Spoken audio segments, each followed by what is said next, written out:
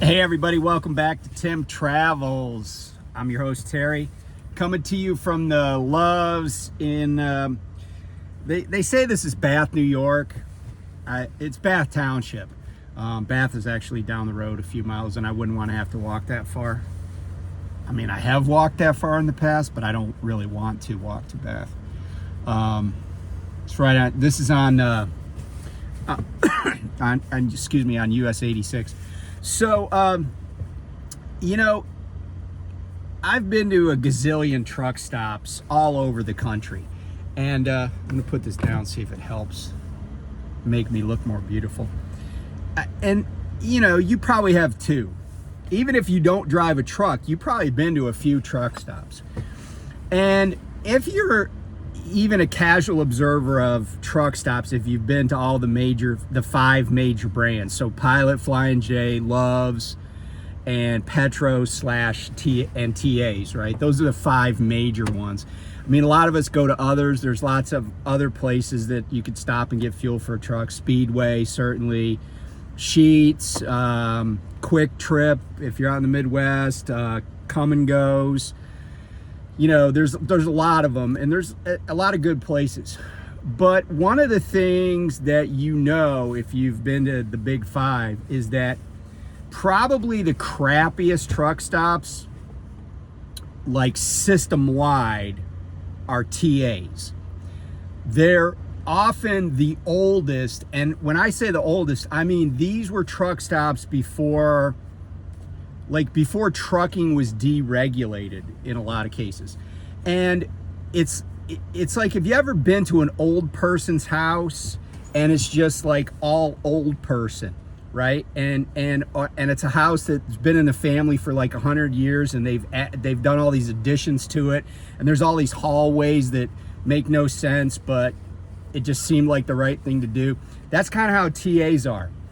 So a lot of them. Now, don't get me wrong, a lot of people, including my friend Lyle over at No Hippie Trucking and Transportation, they'll tell you, oh man, there are some awesome TAs, there's some awesome Petros, and that is true. However, Iowa 80, for example, is one of those truck stops that's in that network. And there's several, like the one I stopped at, the Petro in Rafine, Virginia. It's in that network, right? But here's the thing about those really awesome, giant, Mall of America kind of truck stops. And that is that those truck stops are owned by a different company, and they're affiliated with them. And, so it comes off like, oh, it's, like Orchard Creek it's owned by a separate entity. It's not a TA truck stop or a Petro truck stop in that, but they're affiliated with them. They sell their fuel, branded products, all that mess, right? They take the points, so you get the points, and so on. So you kind of get the gist of this. So anyway, I just, sometimes when you're a company driver, you just got to fuel at places where your company tells you. Now this morning, or last night actually, I stopped at the Rutters that's on I-99, just south of where it intersects I-80. And it's, I think it's PA Highway 150. It's a Bellefonte exit, one of them. And I stay at that Rutters. They always have parking, and you can get food. They have a dining area. They also have a little casino, slot machine, video poker area. It's kind of funny. I see people like jump out of their cars and rush in there like, man, I gotta lay down a bet right now. I'll miss this parlay on this freaking Sacramento Kings game or whatever. But because honestly, one night I was walking in there, it was after dark. This dude rolls up, and as soon as he got out of his car, I was like, I wanted to call him Coach, because he was one of those dudes that looks like he just came from like basketball practice. He had like Nike running shoes, a track suit, like track pants, and like Adidas track pants, and then like a hoodie on. I was like, he's a coach. I mean, the only thing he didn't have was a whistle. Okay, so anyway, I stayed at that Rutters. So this morning I got up and I wanted some fuel. So I was like, I called dispatch. I'm like, but I know where they're going to let me get fuel. So I called dispatch, and I said, hey, can you put a fuel stop on me at the TA at exit 158 on I-80, because I was just going to go up to 80 and then head west. They're like, okay. So they put a fuel stop on me. I get there and I pull into pump 2, and I should have remembered that pump 2 is the pump I was at last time. And if you have their rewards program, you may know that they don't have a card that you swipe like Pilot or Love's. You just enter your phone number into on the keypad, and that's your frequent flyer account, for lack of a better term.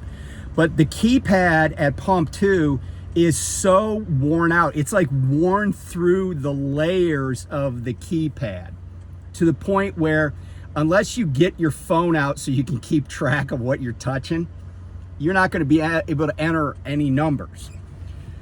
So just like the last time, I go inside to get them to turn the pump on for me. And just like the last time, I go inside and there's this chubby guy. We'll just call him a chubby guy. Maybe my age, maybe a little younger, maybe a little older, sitting at the counter. But he's not a guy that will help you get fuel or purchase a snack. No, he's only there and on the off chance, because this is like 6:30 in the morning, on the off chance that somebody comes in and needs some kind of service from the shop, even though I don't think anybody else is there for the shop. But I know this because I went in there before and I was like, hey, can you help me get, he's like, no, she'll help you. And it's this woman walking around in not a TA uniform or anything, or no indicia of TA-ness. But, you know, then she comes and it's painful. It's just painful. And so anyway, she comes, turns the pump on for me. So I come back in there and I'm like, I have my cup. And I was like, I'm looking around for the fountain machine. And they're like, oh, there's no fountain machine in here. Now this is by the pumps. But you know, if you've been around these TAs at all, that they have this bizarre and annoying habit of having a building way to crap out in like a 3,000 acre parking lot that's by some fuel pumps, and then everything else that you might want other than not fountain soda, not an ice machine. You know, there's a smattering of things in there that they'll sell you. Sometimes they have a hot food case, depends where you're at, but it's never the main truck stop. It's never the main retail area. And they're like, oh yeah, you're gonna have to go over to the other building to get a fountain soda. I'm like, okay. So I go over to the other building. But what they don't tell me is that after I walk, you know, around their building in front of the shop, and you either have to climb over a guardrail or walk way out of your way. I shouldn't say way out of your way. It's probably 50 yards out of your way. I go in the big store, and it looks like the one that I put in the thumbnail. I go in the big store. I got my cup. It's empty, and I'm looking around, and it looks like, you know, it's one of those places that looks like an antique store. Like, you go in there, you got no idea what you're gonna find, because nothing, like, they just set stuff on counters where, you know, none of it really makes sense to me. And I don't think there's any rhyme or reason. It's just there, and if you find it, you find it. But I'm looking around, I see some coffee machines, I'm looking for the fountain soda, and then there's this guy, again, in a flannel shirt. I don't know if he works there. He might just be one of those, you know, those local hangers-on that just hang out at truck stops because they got nothing else to do and they didn't pay their cable bill, so they just go down and freaking hang out at the truck stop and talk to the people that work at the truck stop. He yells at me from across the store that's full of stuff I don't want. Oh, if you're looking for a fountain soda, you'll have to wait till the restaurant opens. And I was like, and mind you, this is a frickin' truck stop on a major interstate, and it's like 6:35, 6:40 in the morning, and the restaurant isn't even open. Like, I don't know, like, who's their constituency? Just old retired people that live out in, bumfuck Pennsylvania, Milesburg, Pennsylvania. I don't really know. But I was like, man, this place, I said it out loud. I was like, this place is a shithole. And then I don't think he realized what he was saying, but he confirmed it. And he said, it is what it is. And I was like, yeah, exactly. And so I go back to the other building and I buy a bag of ice with my points, which by the way, I had a friend say to me, and I respect her opinion about a lot of things, but she said to me, oh, it's easy to use the points, but it's all done on your phone. But the problem is, a lot of these places are out in Podunkville and they don't have any, like, it's hard to get internet reception. So it's always painful using the points at these places. But I use the points, get my bag of ice. But it really just, I was just like, you clowns could put, and I know people are going to say, oh, well, if you don't like it, don't go there. And that is correct. I mean, if I don't like it, I don't go there. But since my company typically will send me that fuel stop, and I did ask for it, but I'm just like, it's freaking 2005. I don't know how it is that, other than that they're there and they still sell fuel, like how this company survives having such crap service.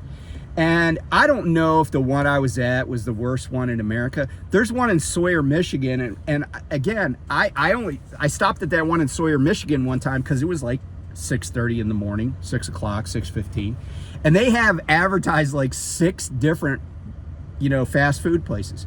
There wasn't one flippin' restaurant open. There was not one place in that whole frickin' building with all those brands to get any hot food.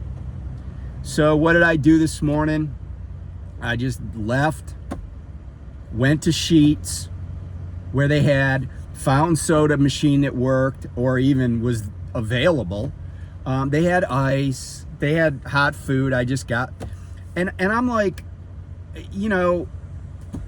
it was just painful. And really, the reason I'm mentioning this is more so because those idiots in the little building by the fuel pumps, like, they sent me on a wild goose chase. Like, it's probably pretty widely known that there's no fountain soda if the stupid ass restaurant isn't open.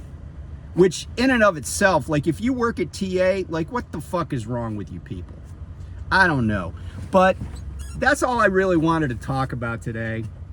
It was, every once in a while I encounter a situation where I'm just like, this is so freaking dumb.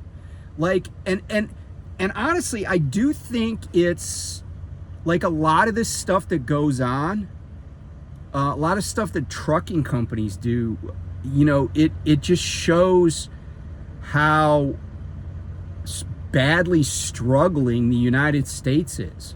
We accept substandard, like, performance from every corner. It's noteworthy because I do a lot of Google reviews, by the way, and it's noteworthy to me when I get great service, when everything goes the way it kind of is advertised. And I've done a lot of 5-star reviews on restaurants, but I've also done 1-stars. I did a review on this TA. I gave him 1 star. I'm just like, you guys are, it's like, it is so demoralizing when you come off the road and like a truck stop doesn't have working showers, and it's for no other reason than, you know, they don't maintain their equipment. Like they don't fix their hot water heaters. They don't, you know, and you see that everywhere. It's like nobody cares. I think what it is that when you get so big, your brand doesn't even matter. It's like you have this inertia, and it's like that at a lot of trucking companies. You know, I was talking with somebody about my company, and my company's been around for, like, they advertise in the back of their van trailers, oh, we've been around for 65 years. But I think, and they haven't painted the inside of the building in 65 years. And really, a lot of the stuff they do is just done really, really poorly. It's embarrassing. I said to somebody, there was this outside consultant that would call me about, you know, checking in on me, right? Because I was a new hire. And I said to him one time, I said, if my last name was Bowman, I would be humiliated to know what the terminal in Huntersville, North Carolina looks like. I said, I would be ashamed to have my name out in front. And Bowman loves putting their name on everything. The Bowman family, they put their name on all sorts of stuff. And I'm just like, did you even look at this? Like, did you just send somebody out there to put a sign up that has your family name on it? But I feel like it's true in lots of stuff. Like, you know, it's like people get rich and then they don't even care that the company that somebody in their family founded sucks at what they do. Like that but there's this inertia that goes on. And I think that's true with TA. There's just like this inertia. You know, they're like, okay, as long as we got fuel pumps. I mean, it doesn't even matter that the keypad is totally fucking shot, that you can't even use the keypad, because they're like, some trucking company will send people here because our fuel, we're the only truck stop at this exit, but also because our fuel is really cheap. It's like the one in Brookville, the TA in Brookville. It's cheapest diesel fuel on 80 in Pennsylvania. But why? Because that truck stop is a shithole. It's like I've been in jails that are nicer than that place, you know? And it's the stupidest setup. I mean, that's the one where you pull, in order to pull in front of the pump, you actually have to go, like, not in front of the pump. You have to angle off to the left and park in a spot, and then there's a lane between the pumps and where you park. Like, it is the stupidest setup. But yet, that company still has people filling up their parking lots every night and buying their fuel. And it's just a shame. I mean, I wish we, you know, as a country, as a population, could just and demand better, and, you know, but even if I said, oh, let's organize a boycott of the TAs on I-80 in Pennsylvania, it's not going to impact them at all. They're just going to continue being, you know, shitty businesses that we have to spend our money at, or we spend our company's money at. But, you know, and I'll use their points, I admit it, but yeah, it just seems like, and it makes me wonder, like who's the manager of those places? Like, I think people get to the point they don't care. They don't care. I see that at my company. I think there's a lot of people at my company, they don't care. They got a job, it doesn't pay that well. You know, they come in at 7, they go home at 3, and they don't really care. They don't care if the place gets anything done. Like, we have a shop where it has 10 bays for tractors, and the other, not this most recent time when I swapped out and got back in this truck, but the time before I was there were 10 trucks, 10 Bowman trucks in the shop. No, I take it back. 9 trucks. There was one empty bay. 9 trucks, all of them had their hoods open. I walked through that shop several times, doing different stuff, you know, talking to my driver manager, turning some paperwork in, swapping out trucks. Not once did I hear any impact wrench. I didn't hear any squeaking. I didn't hear any noise, pounding of hammers, nothing. that I didn't even hear people talking. I heard nothing, no sound that you would hear in a shop. It was the middle of the workday. And, you know, the reason is they can't maintain a mechanic force to work on those trucks because they won't pay enough and they don't have good enough benefits. They want to do shit like it's 1979, and it's not. That's what we're stuck with, I fear. And you know, I'll just be happy when I don't have to deal with it. I mean, I guess if I really didn't want to, I could do it now. But I told my driver manager, he was talking about the Netrodyne cameras to me today. And I said, you know what? I don't even have the app on my phone, because I said, I realized I didn't care what it said. And he goes, oh, well, your scores are good. I said, you know what, man? I said, I drive the same way I have for the past 6 years. I said, if my scores were bad, I wouldn't change my behavior. And if my scores are good, I won't change my behavior. But again, it's all part of the same, like, mindset.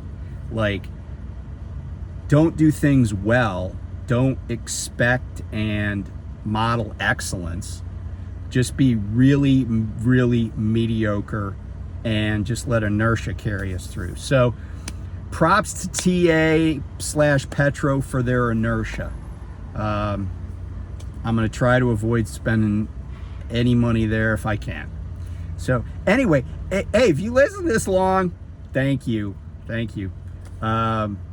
I enjoy everybody's comments, and you know, and if you have a particularly bad Truckstop like message or whatever, put it in the comments, because I know there are a gazillion of them out there that are effed up.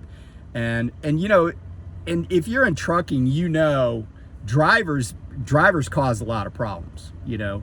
But and so a lot of times truck stops are effed up just because of the drivers that show up there. But man, when it's not the drivers, it's really frustrating, because those are the people whose salaries you're paying. But anyway, I'll talk to you guys soon. Bye.